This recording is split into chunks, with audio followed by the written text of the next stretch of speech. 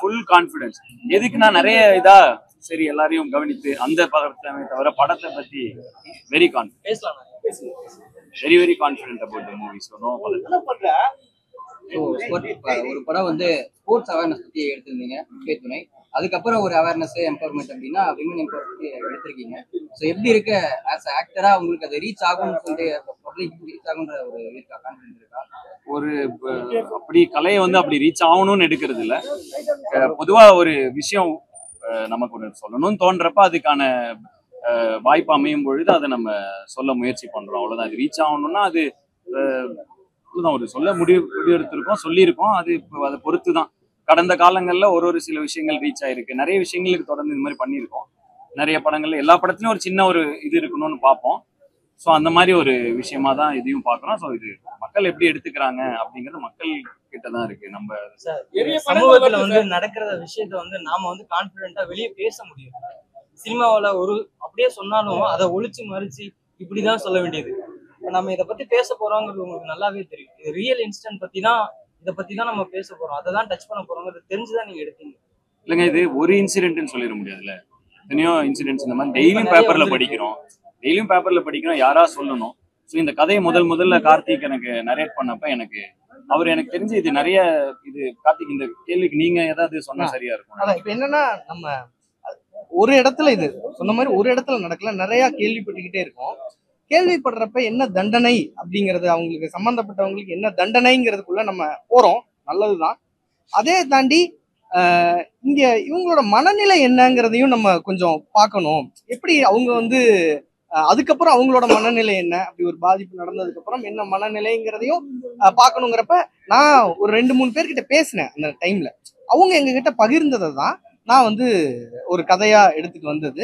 So இது அதுக்கப்புறம் ஒவ்வொருத்தையும் கேட்கறப்ப எனக்கு இப்படி ஒண்ணு நடந்தது, நானும் இந்த மாதிரியான விஷயங்களை ஃபேஸ் பண்ணியிருக்கேன்னு சொல்றப்பதான் சரி ஓகே, இது ஒருத்தர் சம்பந்தப்பட்டது இல்லை, எல்லாருக்கும் வேற வேற விதமா வேற வேற இடங்கள்ல வேற வேற நபர்களால இப்படி ஒண்ணு இருக்குங்கிறப்ப ஸோ அதுக்கு வந்து அவங்களோட மனநிலையை மட்டுமே வச்சு ஒரு கதை பண்ணணுங்கிறது தான். ஸோ அப்படி வந்து சொன்னப்பதான் அதை ஒரு ஜென்ரலைஸ் பண்ணி, ஒரு குறிப்பிட்டுன்னு இல்லாம ஒரு ஜென்ரலைஸ் பண்ணி வந்து ஒரு கதையா பண்ணி சொன்னப்ப ஃபுல்லாவே ஃபிக்ஷனல் ஸ்டோரி அப்படின்னு தான் சொல்றீங்க சார். ஏன்னா படம் பார்த்த பாதி பேருக்கு தெரியும் இது ரீசெண்டா இவ்வளவு பிரபலமான நடந்த ஒரு சம்பவம் அப்படின்னா அந்த கள்ளக்குறிச்சி இஷ்யூ. ஸோ அதை வச்சு பேஸ் பண்ணி எடுத்த மாதிரி தான் இருக்கு. ஸோ நீங்க சொல்றது வந்து ஃபிக்ஷனல் ஸ்டோரி அப்படின்ற மாதிரி சொல்றீங்க. இல்ல, ஃபிக்ஷனல்னு சொல்லிட முடியாது. நம்ம வந்து ஒரு இடத்துல நடக்குது, அங்க ஒண்ணு கேள்விப்படுறோம், இன்னொரு இடத்துல நடக்குது, நியூஸ்ல நீங்களாம் தான் கொடுக்கறது. அப்படி கொடுக்குறப்ப அந்த இடத்துல ஒவ்வொரு விஷயங்களும் கேள்விப்படுறப்ப அதுக்கு பின்னாடி என்னென்ன நடக்குதுன்னு கேட்கறப்ப ரொம்ப பயமாவும் இருந்துச்சு, இவ்வளவு நடக்குதாங்கிறதும் தெரிய வந்துச்சு. அப்ப இது குறிப்பிட்டு ஒருத்தர்னு நம்ம சொல்லல, ஆனா அவங்களும் சம்மந்தப்பட்டிருக்காங்க, அவங்களோடதையும் சேர்த்து தான் இதை பகிரப்பட்டுச்சு. சரி, இந்த படம் வந்து இது மாதிரி ஒண்ணு நடக்கிறப்ப எல்லாருக்கும் அவங்க கனெக்டடா இருக்கணும். ரெண்டாவது, இது மூலியமா நம்ம ஒரு நல்ல விஷயத்த தான் கொண்டு போய் சேர்க்கிறோம், நம்ம ஒரு நல்ல விஷயத்த சொல்லணும். அங்க இது மாதிரி இருக்கிறவங்க ஒவ்வொரு பெண்களுக்கும் அவங்க கொஞ்சம் கான்பிடென்ட்டா இருக்கணுங்கிறதையும் நம்ம இதுல சொல்லணும்னு நினைச்சோம். ஏன்னா நம்ம கேட்கிறப்ப நம்மளுக்கு தெரிய வருது அவங்க கொஞ்சம் வீக் ஆகுறாங்கன்னு தெரிய வருது, ஆக தேவையில்லை அப்படிங்கிறது. இல்ல, இது என்ன இஷ்யூ, யாரு என்ன, அதை பத்தின படமே இல்லை. இந்த படம் எதை பத்தினதுன்னா, கடைசியா ஒரு வார்த்தை அங்க சொல்றோம் பாத்தீங்களா, இந்த மாதிரி நடந்துச்சுன்னா தப்பு உங்க மேல இல்லைன்னு ஒரு விஷயம் வருது இல்லையா, அதை தான் சொல்றோமே தவிர இது வந்து இவங்கள சொல்றோம் அப்படி இல்லை. இன்னைக்கு சமுதாயத்துல பரவலாக இருக்கக்கூடிய ஒரு பிரச்சனை, பல இடங்கள்ல படிக்கிறோம். யாரு என்ன எப்படிங்கிறது வந்து அதுக்குதான் சட்டம் இருக்கு, அவங்க அதை முடிவு எடுக்கணும். நம்ம அதுதான் நம்ம சொல்ல முடியும். நம்ம என்ன சொல்லலாம், அதுல பாதிக்கப்படும் பெண்கள், ஏன்னா அவங்க நம்ம அக்காவா இருப்பாங்க, தங்கச்சியா இருப்பாங்க, இது மாதிரி இருப்பாங்க இல்லையா. ஸோ அவங்களுக்கு நம்ம என்ன சொல்லலாம்னா, அது வந்து இந்த தப்பு உங்க மேல இல்லைன்னு ஒண்ணு முடிக்கிறோம் இல்லையா, அதுதான் இதோட, அப்படிதான் இந்த படத்தை எடுத்துக்கணும்னு நினைக்கிறேன். ஓகேதான், பட் ஆனா இந்த இடத்துல வந்து ஒரிஜினல் காலேஜ் சேர்மனும் வரல, ப்ரொடியூசரா களமிறக்கிய சேர்மனும் காணுது. என்ன காரணம்? ஒருவேளை அவங்களுக்கும் பயம் வந்துருச்சோ? உங்க கேள்வி புரியல. எப்படி இல்ல காலேஜ் ப்ரொடியூசர் வரல,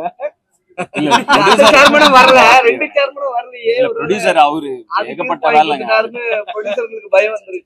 அப்படி இருந்தா இந்த படத்தை அவர் எப்படி எவ்வளவு தைரியமா, இதுதான் நாங்க பிரஸ் மீட்ல சொன்னோம், இவ்வளவு தைரியமா அவர் இந்த படத்தை எடுக்கிறதுதான் இதோட சிறப்புன்னு சொல்லி நம்ம பிரஸ் மீட் ஃபர்ஸ்ட் இதுல சொன்னா, தொடர்ந்து எல்லா பேட்டிகளையும் அதை சொல்லிட்டு இருக்கேன். அது இப்ப அதுக்கான படம் பார்த்தோம்னா அதுக்கான விடை கிடைக்கும். ஸோ கிட்டத்தட்ட நீங்க அவரை பத்தி சொன்னனால சொல்றேன், அவர் உண்மையிலேயே இந்த நேரத்தில் எங்களுடைய வாழ்த்துக்களையும் நன்றிகளையும் தெரிவிச்சுக்கிறோம். அது போக அவருக்கு ஒரு ஹேட்ஸ் ஆஃப். தமிழ் சினிமால இது மாதிரி நிறைய படங்கள் வந்திருக்கு. அவங்க நம்ம கல்லூரி காலாளர்கள் மத்தியில இப்படி ஒரு படம் எடுத்திருக்கிறாரு நம்ம சமூகத்தை பத்தி அப்படின்ற ஃபீல் வராதா? எல்லாருக்கும் இது பரவாயில்லையே ஏங்க, இது அதாங்க, தப்பு செய்யறவங்களுக்கு தானே இது கொடுக்கணும். இப்படிப்பட்ட ஒரு விஷயம் நிறைய நடந்துட்டு இருக்கு, பரவாயில்ல, இது நம்மாலே ஒருத்தர் சொல்லியிருக்காருன்னு அவங்க பெருமை தானே படணும். ஏன் அவங்க இப்படி அது அவங்க கண்டிப்பா பெருமை தானே படுவாங்க. எல்லா கல்லூரி இருக்கவங்களும் இதை பத்தி இந்த படத்தை பார்த்து ஆஹா நம்மால ஒருத்தர் இதை பண்ணியிருக்காருன்னு அவங்க பெருமை தான் படுவாங்கன்னு நம்புறோம். நீங்க ஒரு ஆணு வட்டிக்காரர் வாசல் கொண்டாடி இருக்கிறார், ஆணுக்காக குரல் கொடுக்குறாரு, பெண்ணு பொண்ணுன்னா கொஞ்சம் எழுதுங்க. அப்ப நீங்களும் இல்ல அந்த இடத்துல கனகவேல் ஒரு அது கதையா நம்ம பார்க்கும் பொழுது கனகவேல் ஒரு பயந்தாங்குழியா ஒண்ணு இருக்கான். அவனுக்கு பக்கத்துல நெருக்கமா இருக்கவங்களுக்கு ஒண்ணு நடக்கிறப்ப அது பொதுவா அவன் ஒரு சாதாரண ஒரு கனகவேலுங்கிற ஒரு பிடி மாஸ்டர், அவ்வளவுதான். அவனுக்கு அந்த விஷயம் அவனுக்கு பக்கத்துல நம்ம எல்லாருக்குமே அப்படிதான். ஒரு விஷயம் நடக்குது, பேப்பர்ல படிக்கிறோம், பாக்குறோம், கடந்து போறோம். ஆனா நம்ம பக்கத்துல இருக்கும் போது நம்ம அதுக்கு எப்படி ரியாக்ட் பண்றோம்னு ஒண்ணு இருக்குல்ல, அது அந்த இடத்த எடுத்து வச்சு அவர் சொல்றாரு. அது எந்த அளவுக்கு அவன் இதுன்னா அங்க அந்த பொண்ணு கேக்குது, அந்த அம்மா கேக்குறாங்க, முனிஷ்காந்த் அவ்வளவு பேர் கேக்குறாங்க. ஆனா அவன் நமக்கு எதுக்குடா பிரச்சனை அப்படின்னு இருக்கக்கூடிய ஒருத்தன் எப்படி நிக்கிறாங்கிறதா இந்த கதையோட. தமிழ் சினிமால இது மாதிரி ஸ்டோரி நிறைய வந்திருக்கு, நீங்களும் பாத்துருக்கீங்க. ஆனா இது வரைக்கும் இது எதுக்குமே தீர்வு கொடுக்கல. அதே மாதிரி தமிழ்நாட்டிலும் சரி நிறைய விஷயம் நடக்குது, எதுக்குமே தீர்வு கொடுக்கல. ஆனா இந்த படத்துல தீர்வு கொடுத்துருக்கீங்க, கரெக்டா இருக்குமா? இது தீர்வு கொடுத்துருக்கோமா? இருக்கீங்க. ஏன்னா ஒருத்தர் ரிவீல் பண்ண விரும்பல, அவங்களே முன்னாடி நின்னாதான் அதுக்கு தீர்ப்பு வரும்னு சொல்லியிருக்கீங்க. இல்ல அது எனக்கு நான் எப்படி பாக்குறேன்னு சொல்றேன். அது அப்படிதான்னு சொல்லல, இப்படி பண்ண இப்படி இருக்கே, இப்படி பண்ண வேண்டியதா இருக்கேன்னு அவன் அந்த கனகவேல் அங்க ஃபீல் பண்றான். அப்படி ஒரு விஷயமா இதை பாக்குறோம். இந்த கதைக்கு ஒவ்வொரு நிஜ நிகழ்வுகள் எப்படி வேணா நடக்கும் இல்லையா, அந்தந்த ஒவ்வொரு நிகழ்வை பொறுத்து அது சொல்ல முடியும். இந்த கதையில அந்த பொண்ணுக்காகவும் இந்த சுத்தி இருந்த இடங்கள் இப்படி நடந்துருச்சேன்னு கனகவேல் ஆதங்கப்படுறாங்கிற அந்த கேரக்டரா இதை பார்க்கும்போது அது சரியா இருக்கு. கதைக்கு தீர்வு, கதையில தீர்வு இருக்கு.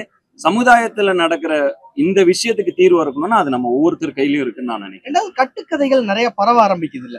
இப்போ ஒரு தடவை ஒரு விஷயம் நடக்குதுன்னா உண்மையை விட பொய் வேகமா பரவும்னு சொல்லுவாங்கல்ல, அது மாதிரி நிறைய பரவ ஆரம்பிக்குது. அது அவங்களை எவ்வளவு பாதிக்குதுன்னு இருக்கு. நம்ம அதெல்லாம் தான் நம்ம முக்கியமா அதை எடுத்துட்டு சொல்லியிருக்கோம். சோ இதுல தீர்வுன்னு பார்த்தா மனநிலையை வச்சுதான் நம்ம பேசியிருக்கோம். எப்படி இருக்கணும், சமுதாயத்தின் மனநிலை தான் இதோட தீர்வுங்கிறது தான் இந்த படத்தோட. உங்களை விட அந்த பக்கத்து வீட்டு பெண் கேரக்டருக்கு இம்பார்ட்டன்ட் ஆச்சு இருக்கிற மாதிரி ஒரு ஃபீல். நான் என்ன கேட்கறேன்னா, நீங்க அந்த நிச்சயதார்த்த குழுவில் வர்றப்போ அவ்வளவு பிரமாதமா இருந்தீங்க. ஒரு வெயிட்டான ரோல் இன்னும் இருக்குது உங்களுக்கு நினைச்சோம். ஆனா ஹீரோ உங்களோட அந்த ஒரு ரொமான்ஸ் எல்லாம் கொஞ்சம் கம்மியா இருந்தது. அந்த ஃபீலிங் உங்களுக்கு இருக்கா? When I select a script, it's about the story. And it's always a team effort. So I'm very happy that I could be a part of a story that handles a delicate issue like this so beautifully. Director, court சீன்ல பாத்தீங்கன்னா இந்த ரெண்டு photo பேக்ல இருக்கும். எப்பவுமே கோர்ட்ல அம்பேத்கர் தான் காட்டுவாங்க, ஆனா நேரு காமிச்சிருக்கீங்க. என்ன காரணம்? இன்னைக்கு ஆட்சி மாற்றம் ஏற்படணும்ன்றதுனாலயா? அது எதுக்காகனா, கடைசி அந்த பொண்ணு வரும்போது தலைக்கு பின்னாடி அம்பேத்கர் இருக்கும் பாருங்களா, பர்டிகுலரா அந்த ஷார்ட் டிசைன் பண்ணும் போது அந்த பொண்ணு வரும்போது அம்பேத்கரை காட்டணும்னு பிளான் பண்ணுச்சு. இல்ல நேரு வச்சதுக்கான காரணம் அது ஆர்ட் ப்ராப்பர் பொண்ணு தலைக்கு பின்னாடி அவ்வளவு ஸ்பேஸ் இருக்கும் பாருங்க, ஹெட்ரூம் அந்த பொண்ணு தலைக்கு போற. அதுக்காக அந்த ஷாட்டுக்காக அம்பேத்கரை தூக்கி அங்க மாட்டியாச்சு. நான் அவரு தானே நம்ம சட்டத்தை இது பண்ணாலும் அதுக்கேற்ற மாதிரி அப்படிதான் ரெஃபர். இது பயங்கர குறி அதெல்லாம் கிடையாது. இது ஒரு கோர்ட் ரூம்ல என்ன இருக்குமோ அப்படிதான் நீங்க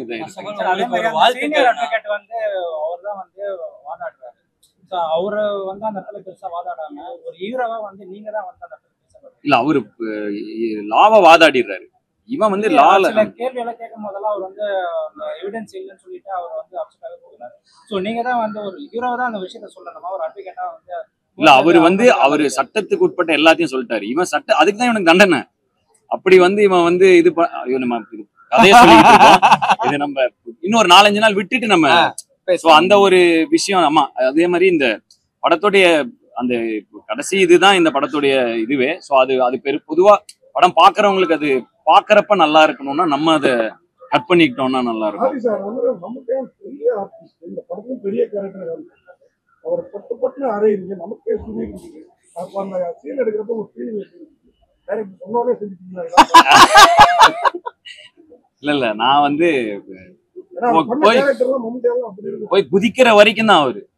அதுக்கப்புறம் அவரை சார் நீங்க ரெஸ்ட் எடுங்க சார் அப்படின்னு சொல்லிட்டு அது வந்து அவரு வந்து ஆனா அவர் வந்து ரெடியா இருந்தாரு.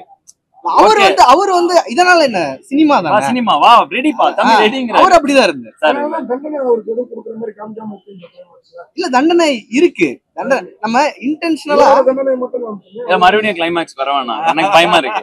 நம்ம இதை டைரக்டருக்கு அப்புறம் ஒரு கேள்வி. இன்னைக்கு வந்து பேப்பர்ல பாத்தீங்கன்னா அக்யூஸ் பணம் பண்றதுல ஒரு 5 பேர் 4 பேர் பண்றாங்க. இந்த மாதிரி பெண்களுக்கு போல அதை பாத்தீங்கன்னா நானும் பேப்பர் படிக்கிறேன். கார்த்திக்ங்கிற பேரு கண்டிப்பா இருக்கும். நீங்களே அப்படி ஒரு கதை எடுத்துக்கீங்க. ஏன்னா என் பேரு கார்த்திக். நம்மலாம் கிளாஸ்ல படிச்சப்ப எல்லார் பேரும் ஒண்ணுதான் இருக்கும். நம்மளது மட்டும் S Karthik, T Karthik, V Karthik நிறைய இருக்கும். ஆர்எஸ் கார்த்திகா நீங்க? அதான் அது வந்து எங்க பார்த்தாலும் தப்பு பண்ற இடத்துல இருக்குது, நல்லது பண்ற இடத்துல இருக்கு. கார்த்திக்ங்கிற பேர் நம்ம எந்த கார்த்தியா இருப்போங்கிறதுல நம்ம நல்ல கார்த்திக்.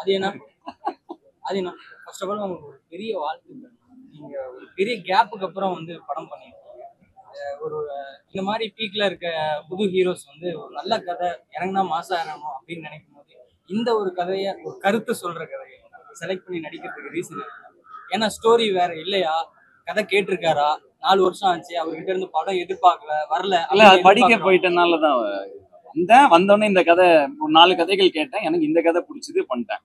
அது நல்லா போயிட்டு இருக்கப்ப இது ஒரு பிரேக் எடுத்தது காரணம் எனக்கு படிப்பு ரொம்ப முக்கியம், நான் பர்சனலா ஃபீல் பண்ணனால அதுக்கான பிரேக். வந்த உடனே 4 கதைகள் கேட்டேன், 1 வந்துருச்சு, தொடர்ந்து வரும், இதுக்கப்புறம் ஒன்னொன்னா வரும். அடுத்த இது முடிச்ச உடனே இந்த படத்தோட முழுக்க இப்ப என்னுடைய மனசு எல்லாமே என்ன ரொம்ப பிடிச்சி பண்ண ஒரு படம். நம்ம வந்து இதுதானே நாங்க இப்படிதானே வந்தோம். ஸோ இந்த அட் ஹோம் டர்ஃப்ல ஒரு கேம் ஆடுறப்ப நமக்கு அது ஒரு இதுல இருப்போம்ல, அந்த மனநிலையில இப்ப இருக்கேன். ஸோ இது எப்படி ரிசீவ் பண்றாங்க, இது என்ன ஆகும், இந்த படம் இது நல்லா இருக்கா, எல்லாருக்கும் பிடிச்சிருக்கா, அந்த மனநிலையில இருக்கிறதுனால கொஞ்சம் அடுத்த அது வந்து கிளாரிட்டியா இருக்காது. பட் திரும்பவும் நம்ம சந்திச்சு நம்ம அதை தெளிவா நான் அடுத்து என்னென்ன பண்றேன். பட் அதான் சொல்லிட்டேன், இதுக்கப்புறம் பிரேக்லாம் முடிஞ்சுது, இப்போ வந்து ஆரம்பிச்சாச்சு. ஃபர்ஸ்ட் அரண்மனை 4 இன்னைக்கு வந்து போஸ்டர்லாம் போட்டிருந்தாங்க, மிகப்பெரிய வசூல் ஒன்று பண்ணியிருக்கு. ஸோ அதனால வந்து அது முடிஞ்சு இப்போ பிடி சார் இன்னைக்கு ரிலீஸ் ஆயிருக்கு. தொடர்ந்து என்னுடைய அடுத்தடுத்த படைப்புகள் இதுக்கப்புறம் நெக்ஸ்ட் 3 இயர்ஸ் எனக்கு எந்த பிளானும் இல்லை, சினிமா தான். ஸோ தொடர்ந்து வந்துட்டே இருக்கும். ஸ்ரீமதியை மனசுல வச்சுட்டா அந்த பொண்ணு நீங்க கிரியேட் பண்ணீங்களா? ஸ்ரீமதி ஒரு கேள்வி மைண்ட்ல வச்சுதான் அந்த கதையை ரெடி பண்ணீங்களா? நம்மளுக்கு லெட்டர் மேட்டர் அங்கேயும் தான் மாட்டுச்சு. அந்த பொண்ணு 4 பேர் அவரு கடைசியா சொன்னார், ஒரு பொண்ணு இறந்துட்டாங்கன்னா நிறைய புள்ளி வச்சு அது கொலை பண்றாங்க.